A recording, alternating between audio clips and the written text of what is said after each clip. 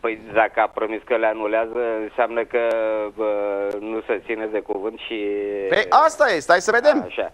Bine, Deci, hai să revenim. Care este prioritatea priorităților după părerea ta? Ce ar trebui să facă guvernul pentru a opri sărăcia să se instaleze, deși s-a instalat de mult? Din punct de vedere al opririi sărăcii, deocamdată n-aș putea să mă pronunț pentru că nu sunt în măsură să dau acest răspuns. Bun, e un răspuns sincer. Singura chestie care...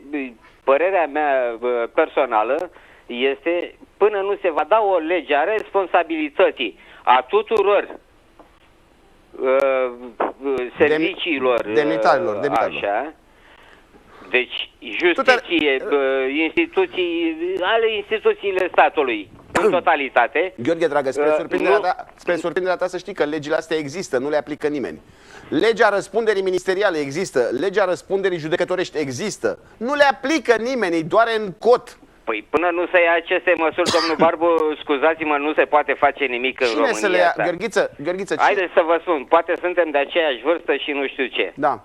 Așa, am 60 de ani. Așa arătă. Sunt pensionar, n-am o pensie grozavă, cu toate că, să vă spun așa, am cuteierat globul ăsta și în lung și în lat. Am văzut țări și de